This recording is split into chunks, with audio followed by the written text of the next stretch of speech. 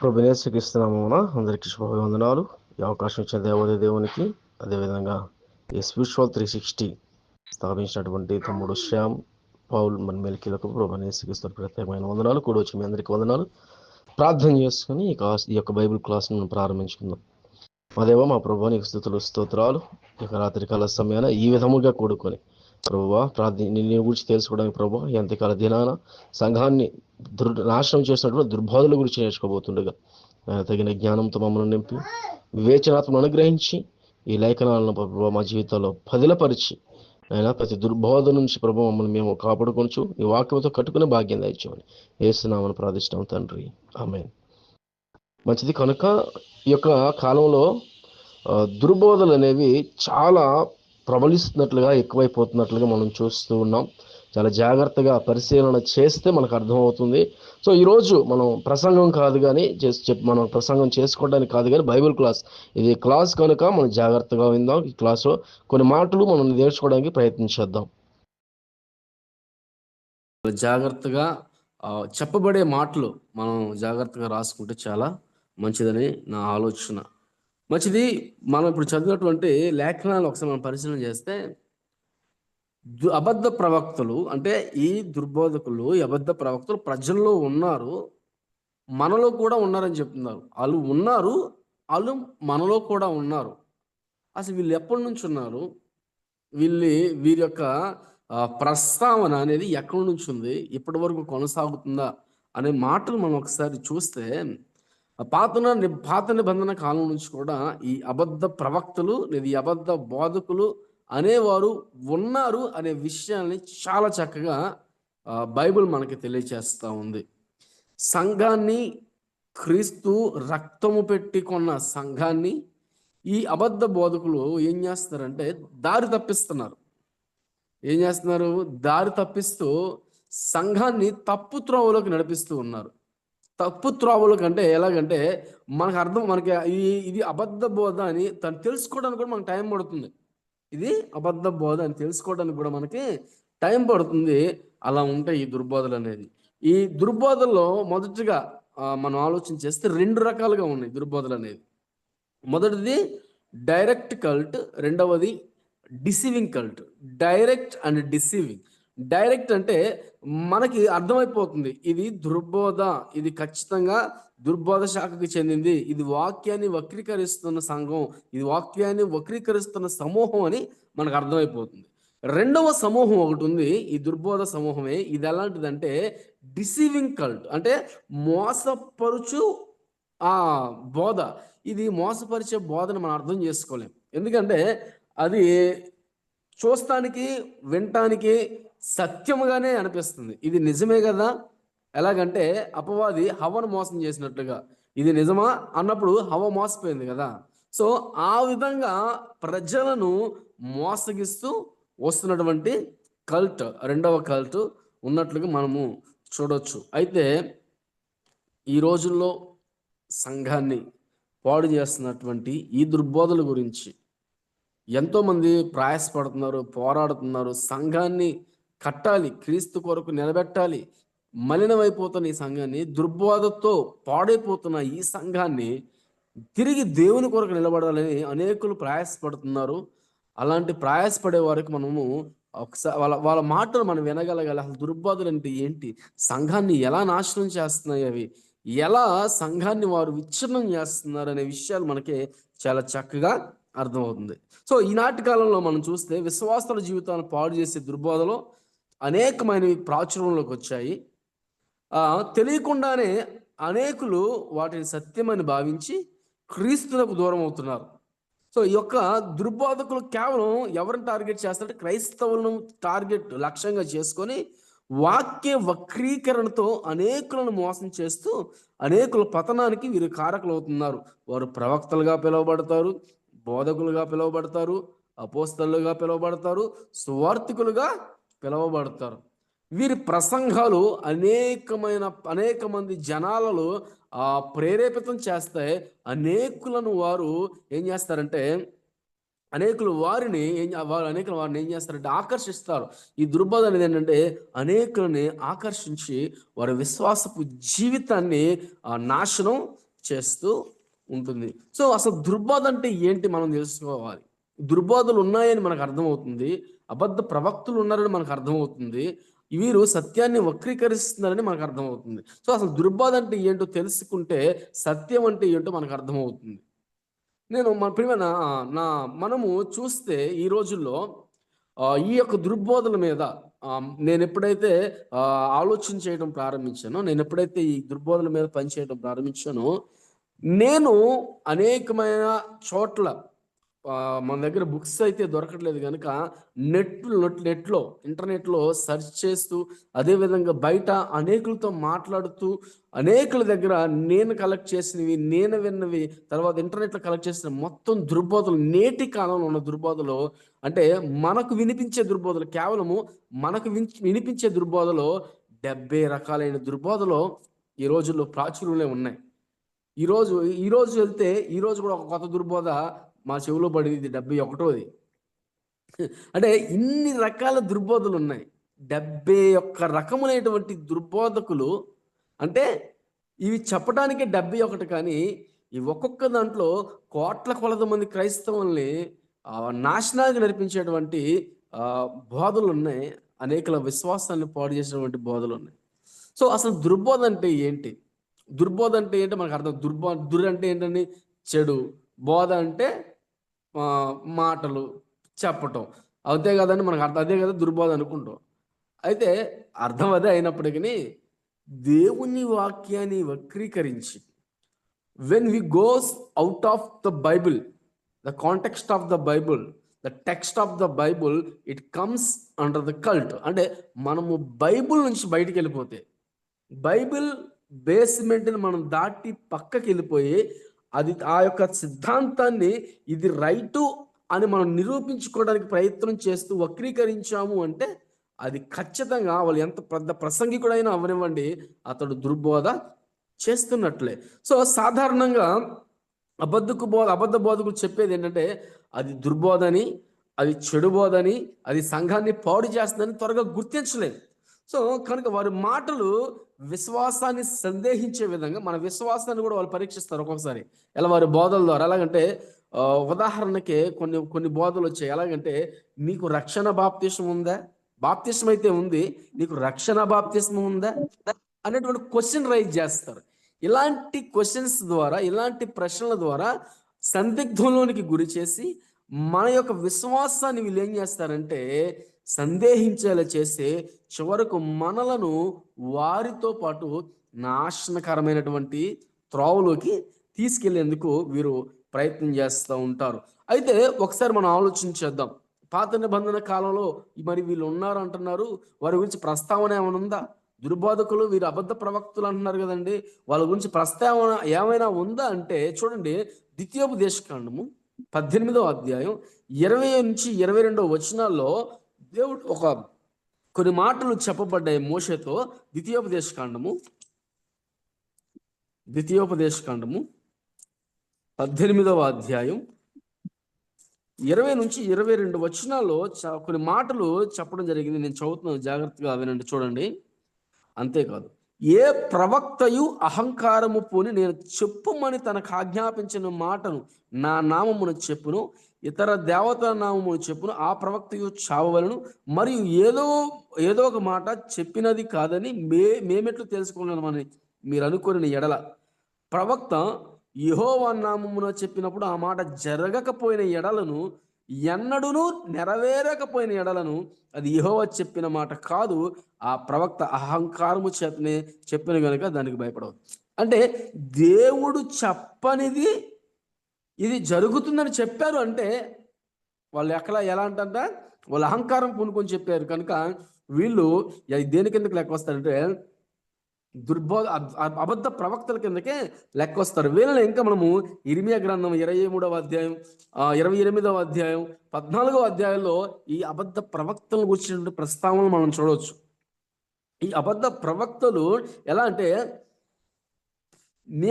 దేవుడు సెలవీయకనే వీళ్ళు ఏం చేస్తారంటే, thus saith the Lord, దేవుడు యెహోవా ఈ విధంగా సెలవిచ్చు, దేవుడు ఈ విధంగా సెలవిస్తున్నాడు, పరిశుద్ధాత్ముడు ఈ విధంగా ప్రేరేపిస్తున్నాడు అనేటువంటి మాటలు ఎక్కువ వాడుతూ ఉంటారు అబద్ధ ప్రవక్తలు. చూడండి, ఎప్పుడైనా కొన్ని ప్రార్థన చేస్తూ వాళ్ళు చేసేటువంటి ప్రాముఖ్యమైన ఆచరణ ఏంటయ్యా అంటే, ఇదిగో దేవుడు నాకు ఇలా ప్రేరేపిస్తున్నాడు, దేవుడు నాకు ఇలా చూపిస్తున్నాడు, ఇదిగో దేవుడు ఈ విధంగా సెలవిస్తున్నాడు అనే మాటలు కూడా వారు చెప్తారు. అయితే మరి నిజమైన ప్రవక్తలు కూడా అలాగే చెప్తారు. అంటే దేవుడు ఏమన్నాడంటే, ఒకవేళ అది నెరవేరకపోతే అది యెహోవా చెప్పిన మాట, దేవుడు చెప్పిన మాట కాదు. కనుక వారిని మన అబద్ధ ప్రవక్తల కిందనే లెక్క వేయాల్సిన అవసరము ఉంటుంది.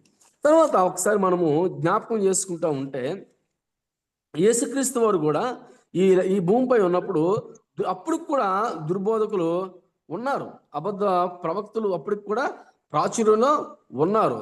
అంటే వీరు ఇంకను ఎప్పటికీ కూడా కొనసాగుతూ వస్తూనే ఉన్నారు. అయితే వీరిని గురించి కూడా దేవుడు మా యేసుక్రీస్తు వారు మత్తయి సువార్త 7వ అధ్యాయం 15వ వచనం అంటాడు కదా, ఓ మాట, అబద్ధ ప్రవక్తలను గురించి జాగ్రత్త పడి, వారు గొర్రె చర్మం కప్పుకొని మీ మధ్యకు వద్దు, వారు లోపల క్రూరమైన తోడేళ్ళు అని చెప్పేసి అంటున్నాడు. అంటే ఈ అబద్ధ ప్రవక్తలు అనువారు ఎలా వస్తారంటే, గొర్రె చర్మం కప్పుకొని వస్తారు, మృదు స్వభావంగా కనపడుతూ వస్తారు.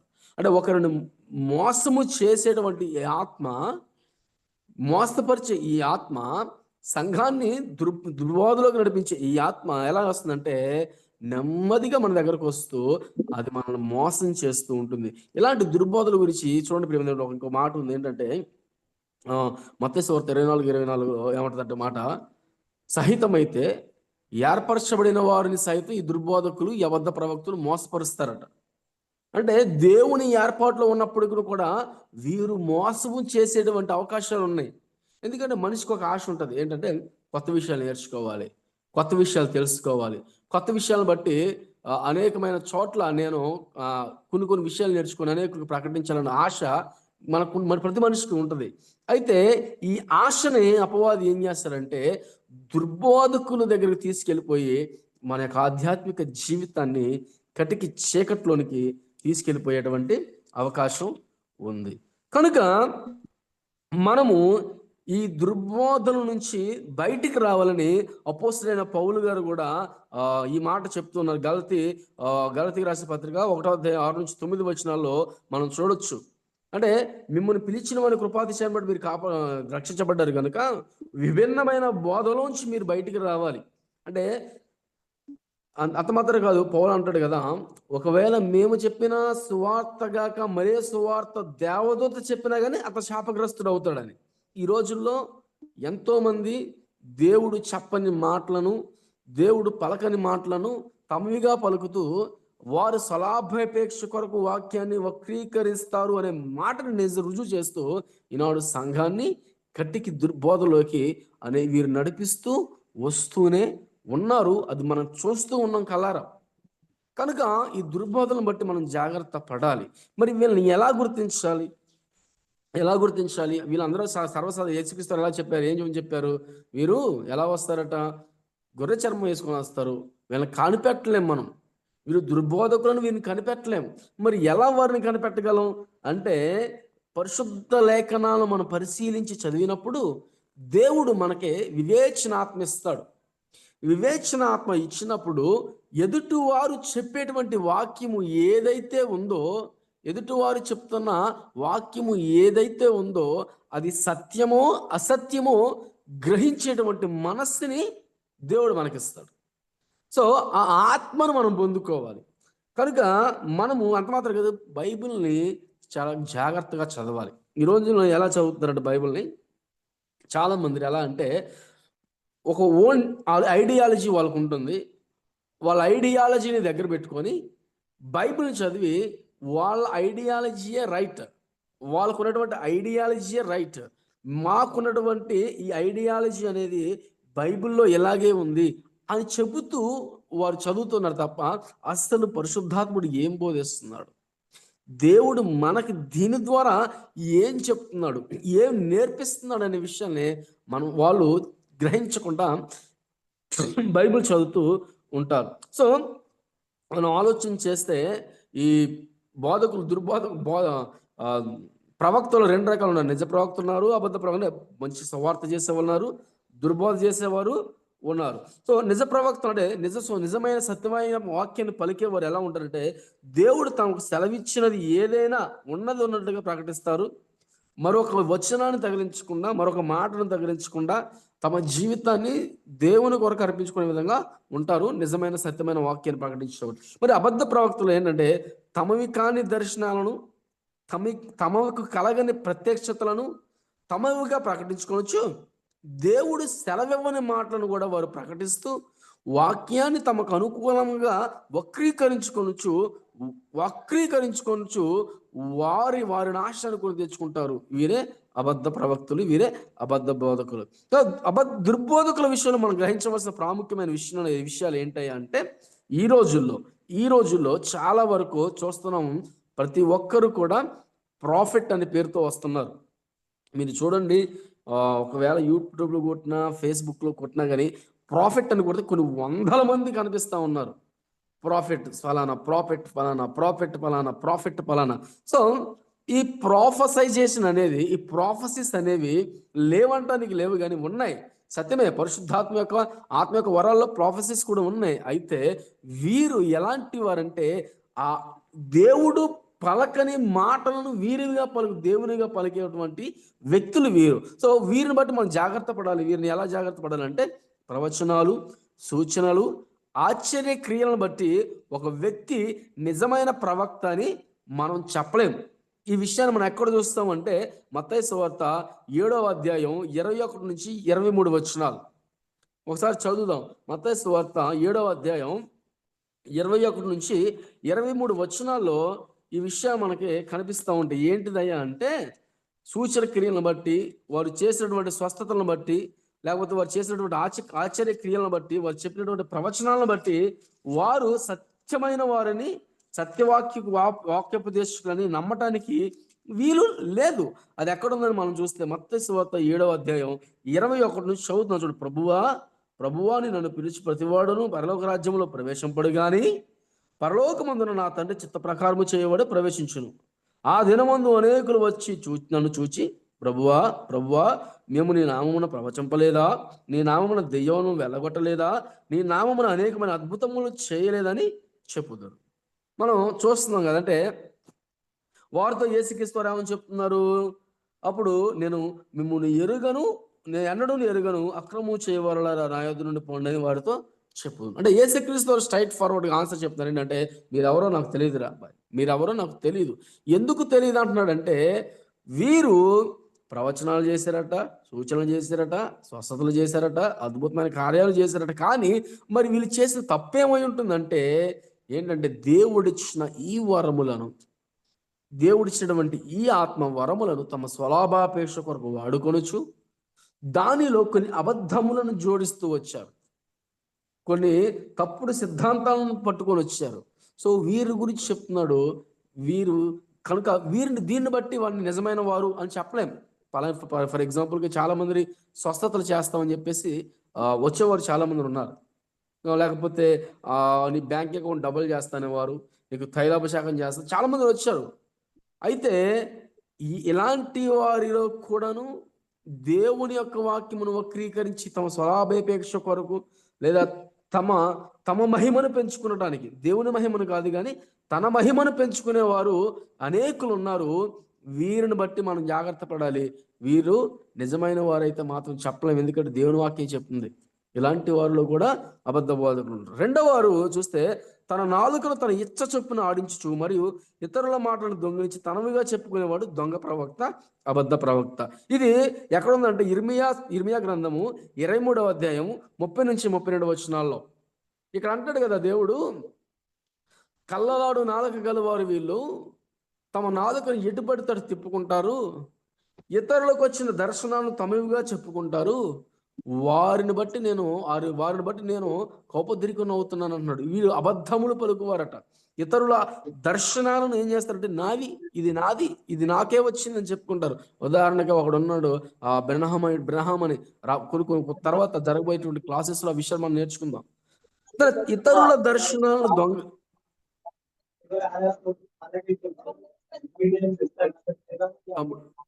ఇతను కొంచెం మ్యూట్లో పెట్టండి అమ్మా. ఎవరు ఇతను?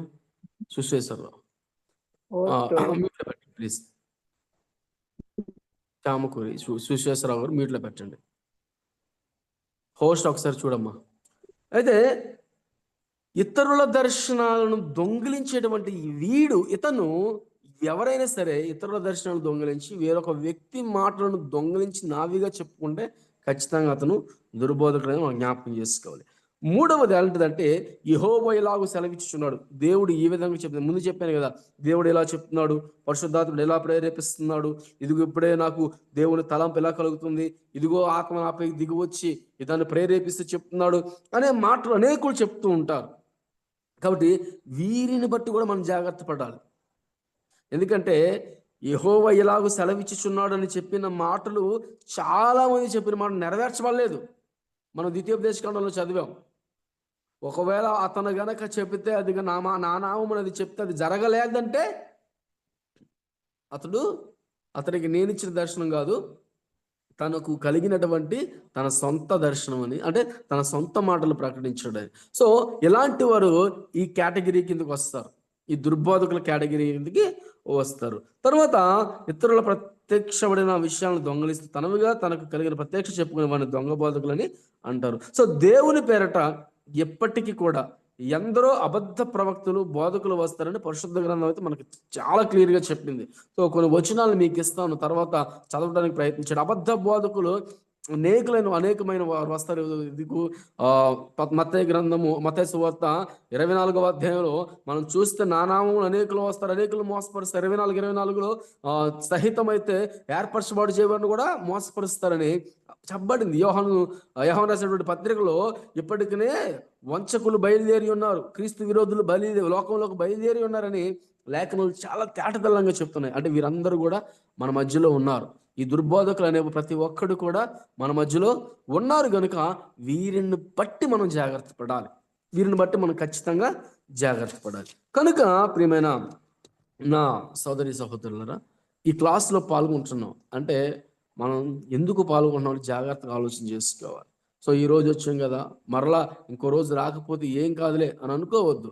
చాలా విషయాలు మనం నేర్చుకోబోతున్నాం. ఈరోజు ఈనాటి కాలంలో సంఘాన్ని క్రీస్తు రక్తము పెట్టి కొన్న సంఘాన్ని దుర్బోధకులు ఎలా భక్షిస్తున్నారంటే చూడండి. వీరు క్రూరమైన తోడేలు, బలిసిన గొర్రెను వీరు ఏం చేస్తారంటే దారుణంగా, తోడేలు కంటే దారుణంగా తినేసేవారుగా తయారవుతున్నారు ఈ దుర్బోధకులు. సో వీరిని బట్టి మనము చాలా చాలా జాగ్రత్త పడాలి. వీరు చూస్తే ఇప్పుడైతే ఆ పాత నిబంధన కాలంలో దుర్బోధకులు ఉన్నారు, అబద్ధ ప్రవక్తలు మనకు కనపడేది. అయితే మన నూతన నిబంధన కాలం కదా, మనం నూతన నిబంధన కాలంలో ఉన్నాం కదా. మరి ఈ కాలంలో దుర్బోధన మనం ఎలా గుర్తించాలి? ఈ కాలంలో దుర్బోధన మనం ఎలా గుర్తించాలంటే వీరు ఎప్పటి నుంచి ఉన్నారో మనకు అర్థం అవ్వాలి. వీరు ఆది అపోస్తల కాలం నుంచి కూడా వీరు ఉన్నారు. ఆది అపోస్తల కాలం నుంచి కూడా ఈ దుర్బోధలు అనేవి చాలా చాలా చాలా ఉన్నాయి. సో ఈ ఆది అపోస్తల కాలం నుంచి దుర్బోధలు కొన్ని పేర్లు చెప్తాను, మీరు నోట్ చేసుకోండి. సో ఏంటయ్యా అంటే జూవిస్ లీగలిజం, యూదుల మత చట్టబద్ధత, జూవిస్ లీగలిజం.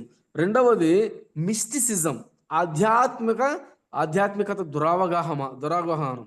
తర్వాత మూడవదిగా బ్లెండింగ్ ఆఫ్ రిలీజియన్ అంటే మత నిర్మాణం, ఎప్పటికప్పుడు కొత్త మతాలు నిర్మించుకోవడం. అదే ఈ రోజుల్లో అనేకమైన మత నిర్మాణాలకు కారణం. తర్వాత గ్రీక్ ఫిలాసఫీ, గ్రీక్ తత్వశాస్త్రం. తర్వాత గ్నాస్టిసిజం అంటే జ్ఞానవాదం. తర్వాత యాంటిసిజం సన్యాసం. ఆ తర్వాత సింక్రెటిజం సమకాలీన సిద్ధాంతాలు. ఆ తర్వాత దేవదూత ఆరాధన. ఇది ఆది అపోస్తల కాలంలో ఉన్నటువంటి దుర్బోధం. అయితే ఈనాటి కాలంలో కూడా కొన్ని దుర్బోధలు ఉన్నాయి.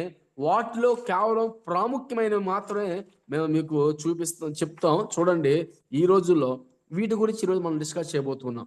ఈనాటి కాలంలో జరుగుతున్నటువంటి దుర్బోధలు కొన్ని ప్రత్యేకంగా ఎక్కువగా అనేకుల మధ్యలో వినిపిస్తూ ఉన్నాయి. కేవలము వాటి గురించి మనం నేర్చుకోబోతున్నాం. అవి ఏంటో మనం ఇప్పుడు చూద్దాం. మొదటిగా యెహోవా సాక్షులు. స్క్రీన్ షేర్ చేయగలిగితే తమ్ముడు స్క్రీన్.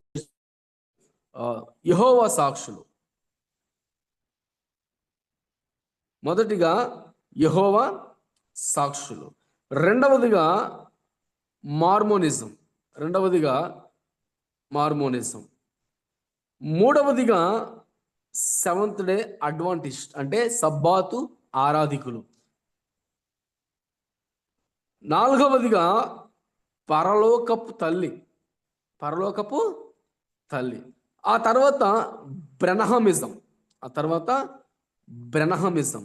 ఆ తర్వాత షిన్జియోంజీ చర్చ్ ఆఫ్ జీసస్.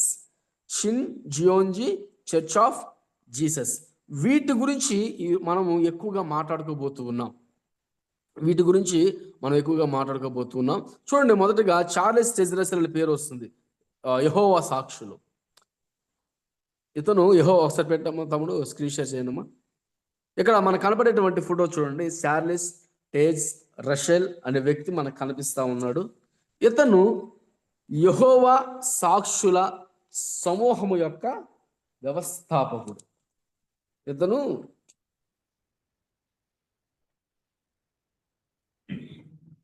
యెహోవా సాక్షుల యొక్క వ్యవస్థాపకుడు. ఈ యొక్క చార్లెస్ టెజ్రసెల్ అనే ఈ వ్యక్తి మనకి ఇక్కడ కనిపిస్తున్నట్టుగా 1852 ఫిబ్రవరి 16న జన్మించడం జరిగింది యుఎస్ఏలో. ఇతను యెహోవా సాక్షులు అనే సమూహాన్ని ప్రారంభించి అనేకమైన దుర్బోధలు చేస్తూ వచ్చాడు. ఇతను చేసినటువంటి దుర్బోధలు చాలా హాస్యాస్పదంగా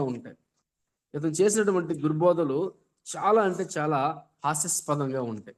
సో వీరి గురించి కొన్ని మాటలు మనం జ్ఞాపకం చేసుకుందాం. తర్వాత కొన్ని విషయాలు మనం ముందు ఎవరెవరి గురించి నేర్చుకోబోతున్నాం చూద్దాం. మొదటగా యెహోవా సాక్షుల గురించి నేర్చుకోబోతున్నాం. రెండవ ఫోటో అయితే కొంచెం. తర్వాత మార్మోనిజం, ఇతని పేరు వచ్చేసి జోసెఫ్ స్మిత్, అమెరికాలోనే జన్మించాడు. 1805లో డిసెంబర్ 23 జన్మించాడు. ఇతను మార్మోనిజం అనేటువంటి దుర్బోధ శాఖ యొక్క వ్యవస్థాపకుడు. ఈమె వచ్చేసి Ellen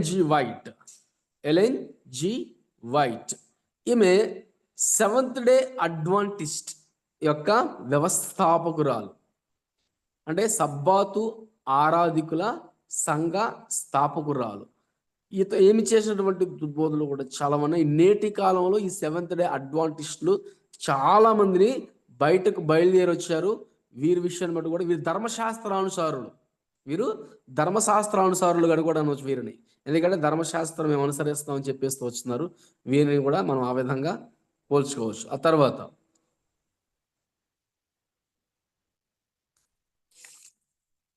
next photo Lee Man Hee. ఇతని పేరు వచ్చేసి లీ మ్యాన్ హీ. ఎప్పటికీ బతికే ఉన్నాడు, సౌత్ కొరియన్. ఇతను చేసినటువంటి దుర్బోధ శాఖ ఏంటంటే Shin Cheonji church of Jesus, new heaven and new earth. వీరు మనకి ఎక్కువగా తారసపడతా ఉంటారు యూట్యూబ్స్లో కానీ, వాట్సాప్ లింక్స్లో, ఫేస్బుక్ లింక్స్లో. ఏంటంటే 8 నెలల్లో మీకు బైబుల్ కోర్స్ ఫ్రీగా ఉచితంగా ఇస్తాము, ప్రకటన గ్రంథ వివరణ బాగా ఇస్తామని చెప్తూ వస్తారు. వీరు మనకి చాలా మంది తెలుసుంటారు మన చుట్టుపక్కల కూడా. ఎవరైనా 8 నెలల training, short time course Bible training ఇస్తాము, మీకు ప్రకటన గ్రంథం వివరణంగా చెప్పబడుతుంది అని ఎవరైనా ఫ్రీ బైబిల్ కోర్స్ సెంటర్ పెడితే అది కొరియన్సే వస్తారు ఎక్కువ, జాగ్రత్త పడండి. ఇతను ఇప్పటికి బతికే ఉన్నాడు. ఇతను దుర్బోధ కూడా నడుస్తూ ఉంది. రీసెంట్గా వీళ్ళ క్లాసెస్ కూడా నేను కొన్ని క్లాసెస్కి అటెండ్ అయ్యాను. వాళ్ళ క్లాసెస్ ఏంటో ఏ విధంగా జరుగుతున్నాయో నేను చూసి తర్వాత బయటికి అంటే అనేకులకు నేను చెప్పడం ప్రారంభం చేస్తా ఉన్నాను. తర్వాత ఫోటో. తర్వాత వీళ్ళిద్దరు వచ్చేసి హన్షన్ హాంగ్ అండ్ జాంగిల్ జా. వీళ్ళిద్దరూ స్థాపించినటువంటి మినిస్ట్రీ ఏంటంటే world mission society church of god. వీళ్ళని హెవెన్లీ మదర్ మినిస్ట్రీస్ అంటారు. యాక్చువల్గా ఈ హన్షన్ హాంగ్, జాంగిల్ జా భార్యాభర్తలు. అంతకంటే వీళ్ళిద్దరికి ముందే పెళ్ళి అయిపోయింది. హన్షన్ హాంగ్ ఫ్యామిలీ ఉంది, జాంగిల్ జా ఫ్యామిలీ వేరే ఉంది. అయితే ఈ హన్షన్ హాంగ్ చర్చ్ పాస్టరు ఈమె దగ్గరకు వచ్చిన విశ్వాసి జాంగిల్ జా, వీళ్ళిద్దరు కలిసి మరలా అంటే పెళ్లి చేసుకొని కొన్ని కారణాల వల్ల ఇంట్లో అంటే ఈమె ఇతనితో ఎక్కువగా ఉంటుందని చెప్పేసి తన భర్త జాంగిల్జా భర్త గొడవ పడితే తనకి డైవర్స్ ఇచ్చేసి చిన్నగా హన్షన్ హాంగ్ని పెళ్లి చేసుకున్న తర్వాత అతను చేసిన అనౌన్స్మెంట్స్ని బట్టి అనౌన్స్మెంట్ చేశాడంటే మేము ఇప్పుడు ఇద్దరం spiritual father and spiritual mother, నేను యేసుక్రీస్తు వారిని, ఈమె యేసుక్రీస్తు వారి భార్య అని చెప్పి ఒక దుర్బోధన స్టార్ట్ చేశారు. ఇది ఇప్పటికీ కొనసాగుతూనే ఉంది. వీళ్ళు పెట్టే ఆఫర్స్ కూడా విచిత్రమైన ఆఫర్స్ ఉంటాయి. అంటే వాళ్ళు ఇచ్చే అవకాశాలు, మా మినిస్ట్రీకి వస్తే చాలా అవకాశాలు ఉంటాయని చెప్పేసి చెప్తూ ఉంటారు. వీళ్ళు ప్రపంచం అంతటా వీళ్ళ పరిచర్య కొనసాగుతుంది. వరదలు వచ్చినప్పుడు, సునామీలు వచ్చినప్పుడు, కరువులు వచ్చినప్పుడు వీళ్ళు అనేకమైన సోషల్ యాక్టివిటీస్ చేస్తూ అనేకమైన బహుమతులు గవర్నమెంట్ నుంచి పొందుకున్నారు. వీళ్ళది కూడా దుర్బోధ ఉంది. వీళ్ళకి దుర్బోధ కూడా మనం జ్ఞాపకం చేసుకుందాం. తర్వాత ఫోటో. ఇప్పుడు వచ్చినోడు చాలా అంటే చాలా ప్రమాదకరమైన వాడు. ఈడు చేసిన దుర్బోధ మరే ఒక్కడు చేస్తున్నాడేమని మా ఆలోచన. ఎందుకంటే ఇప్పుడు ఇతని పేరు వచ్చేసి William Marrion Branham. William Marrion Branham Branhamism యొక్క ఫౌండర్. ఈ విలియం మ్యారియన్ బ్రనహం ఎంత దుర్బోధకుడు అంటే చాలా చాలా దారుణమైనటువంటి దుర్బోధకుడు. తను చేసినటువంటి దుర్బోధలో ఒక్కొక్కటి చాలా అంటే చాలా ప్రమాదకరమైనవి. నేటి దినాల్లో ఇతరుని అనుసరిస్తున్న వారు అనేకులు ఉన్నారు. దరిదాపుగా అంటే ఓవరాల్ అంత క్రిస్టియానిటీ అంత మీద కలిపి ఒక 6 కోట్ల మంది ఇతని అనుచరులుగా మారిపోయారు, అంటే బ్రహ్మిస్టులుగా మారిపోయారు. ఈ బ్రహ్మం చేసినటువంటి దుర్బోధల గురించి మనం జ్ఞాపకం చేసుకుందాం. అంటే ఒక్కొక్కరు చెప్తున్నాను. ఇప్పుడు మనకి మొత్తం ఇతనితో కలిపి 6 ఫొటోస్ చూసాం. ఏమేమి చూసాం మనం? యెహోవా సాక్షులు, మార్మోనిజం,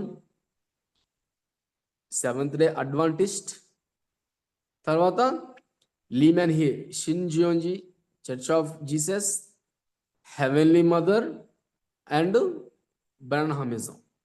ఈ కాల పరిస్థితుల్లో, ప్రస్తుత కాలంలో వీరి దుర్బోధలు ఎక్కువగా కొనసాగుతున్నాయి. వీరి దుర్బోధకులు కాకుండానే మన తెలుగు రాష్ట్రాల్లో కొన్ని దుర్బోధకులు ఉన్నారు.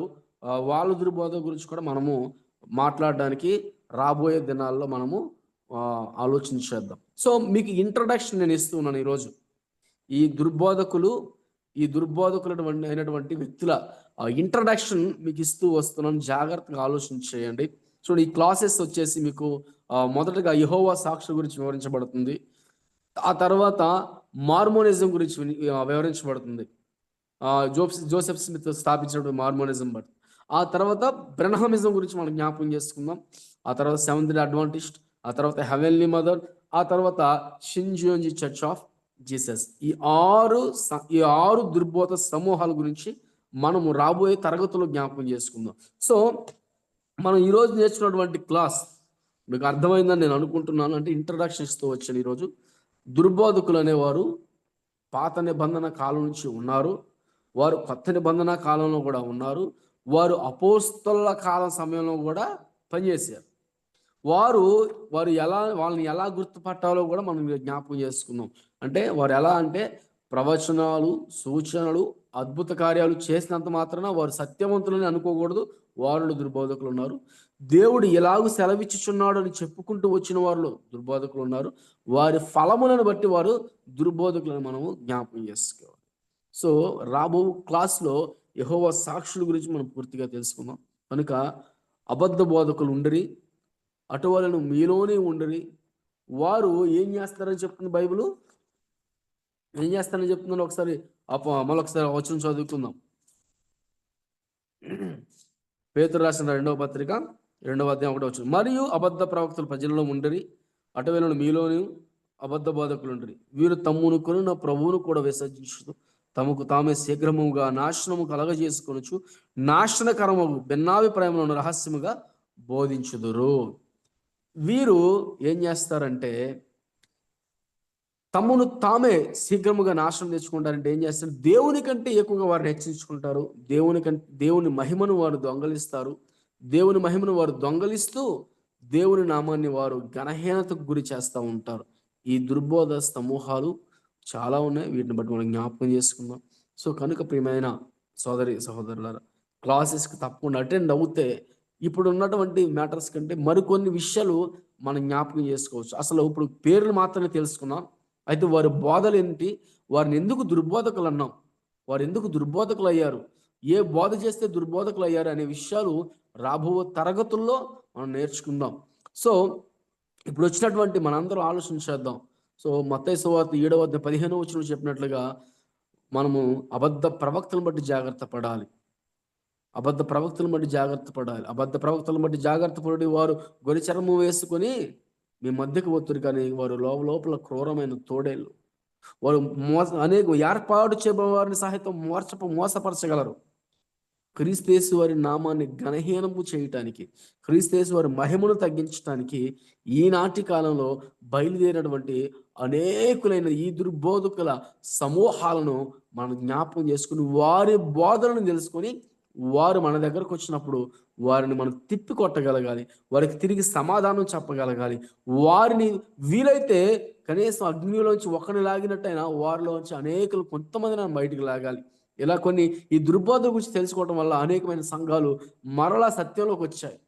రాజమండ్రిలో, కాకినాడలో కొంచెం మనకు తెలిసిన సహోదరులు ఉన్నారు. వాళ్ళు ఈ దుర్బోధ గురించి మాట్లాడినప్పుడు ఈ దుర్బోధ శాఖలో ఉన్నవారు తిరిగి సత్యంలోకి వచ్చారు.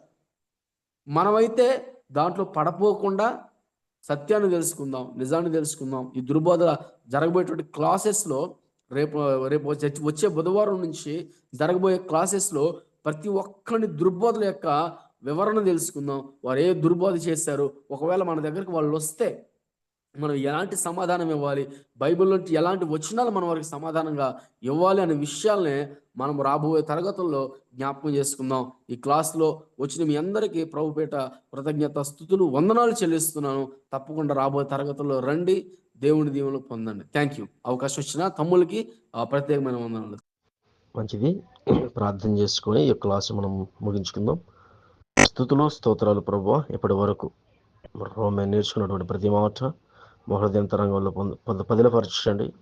ఆయన పాత నిబంధన కాలం నుంచి నేటి అపోస్తల కాలం వరకును, అది మొదలుకొని ప్రభావ నేటి దినముడు వరకును ప్రభావ ఈ అబద్ధ బోధకులు, అబద్ధ ప్రవక్తలు వారి లాభాపేక్షల కొరకే వాక్యం వక్రీకరిస్తూ ఉన్నారు. రాబో దినంలో కూడా ప్రభావ ఇంకా కొన్ని విషయాలు మేము నేర్చుకుని సత్యమైన వాక్యముతో మేము కట్టుకొని నీ కొరకై నిలబడే యోగ్యతను, భాగ్యమును దయచేసి ఈ స్పిరిచువల్ 360ని ఈ జూమ్ క్లాస్లో పాల్గొన్న ప్రతి ఒక్కరిని దీవించమని క్రీస్తు వారి పేరిట ప్రార్థన చేస్తాం తండ్రి. ఆమేన్.